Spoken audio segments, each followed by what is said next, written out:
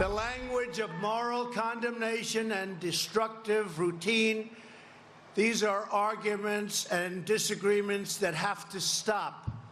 No one should carelessly compare political opponents to historical villains, which is done often, it's done all the time.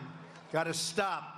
More from the comments last night in Wisconsin, pushing back against critics, many of whom are blaming the president for the string of bomb scares that are still developing today. Ari Fleischer, former White House press secretary and a Fox News contributor. Ari, good day to you. I mean, you're the master of communications. You do it for a living. This is the tweet you sent out earlier today on screen. On the stupid blame game the media and some politicians are engaged in over the pipe bomb mailings, knock it off. Pundits and politicians should keep their mouths closed and their minds open. Let the investigators do their job. Don't speculate. We'll know more soon enough. What prompted that? Well, it's just frustrating to watch one side blame the other as if that's what this is supposed to be about. This is supposed to be about law enforcement. Catch the person who did it, and then we have facts. But I just don't know how, Bill, in the name of civility, you can accuse somebody you don't like in politics of being uncivil when you don't know anything yet. Nobody knows who's behind this, so I don't know why people feel the tendency or the need to speculate. Well, it hasn't stopped people. Here's a tweet from John Brennan earlier today. Former CIA director says, stop blaming others. Look in the mirror. This is directed to the president. Your inflammatory rhetoric, insults, lies, and encouragement of physical violence are disgraceful. Clean up your act. Try to act presidential. The American people deserve much better. By the way, your critics will not be intimidated into silence. You know, John Brennan should certainly know better. And here's the problem with this. Both sides can say these things to each other and find examples where the other side has said something they don't like. What does that have to do with who is sending these apparent pipe bombs to 9 different people, all of whom are Democrats or CNN?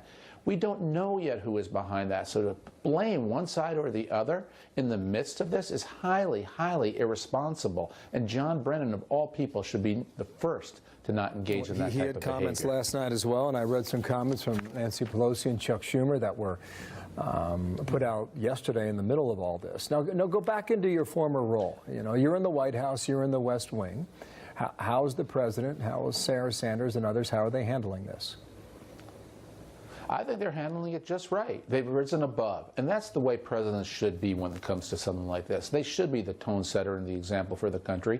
And what the president said about we're going to devote every single resource to catching this person, that's what law enforcement wants to know and hear, and that's what the American people want, so we can catch the person.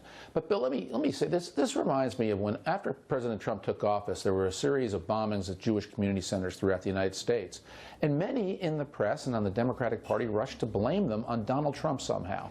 It turned out it was a former disgruntled journalist, an African-American, who did this to retaliate against his girlfriend, and an Israeli, a troubled Israeli teenager who engaged in the violence against these Jewish community centers. But people blamed it on Donald Trump. It's irresponsible, and this is why when something terrible like this happens, wait. Don't speculate. Be armed with facts and stay out of politics. Just let the investigators do their jobs. My sense is 12 days from an election, the temperature is a little hotter than it is normally. But given what we have watched over the past 2 years, Ari, I'm not quite sure at any other time of year that it would be much different. Do you? It wouldn't. That's my point about the Jewish community centers. People just don't like Donald Trump, so they blamed it on Donald Trump. And that's what's so reprehensible about this blame game. And that's why I tweeted it this morning. Stay out of the blame game. We're going to know. The investigators are going to catch this person. And when we know, we'll learn what the person's motives were. And even if the person belongs to a political philosophy that you don't like, it doesn't mean that one party or the other inspired the person to do this. The person's likely just sick. They're just whacked. And so what does a politician have to do with it on either side? Sometimes this news kind of washes over us, given the technology and the speed by which information travels in these times. And who knows what happens this afternoon? Who knows what comes of this story tonight or even tomorrow? We had a bomb expert on here about 40 minutes ago. He thinks this case is solved by the close of business today. Now, that might be a bit generous. We can hope, though, Ari. That wouldn't surprise me either. You know, if you take a look at everything that's been done since September 11th, it's all been done with the eye to prevent or to catch people like this very quickly. The number of surveillance cameras we have across the country, massive growth in our ability, for good reasons, to be able to detect things like this.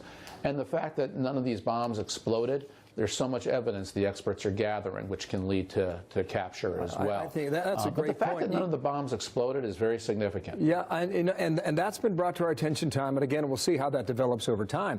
But you think about the number of cameras that are in so many locations all over this country, not to mention New York City. You have to think, your hunch anyway, is that they've got a pretty good lead at the moment. Final word on that, Ari. No, that's exactly right. This is what law enforcement is there for, and they're good at it. They know how to get the forensics off the envelopes. They know patterns, and there's a whole series of scientific things they have in terms of detecting where it came from, what instruments were used, what machines were used, what powder was used, where it comes from. It's just amazing how law enforcement can do this. And since September 11th, law enforcement is plenty beefed up. Yeah. You got a courier who dropped off some of these packages, too. There's a long trail here, Ari. Thank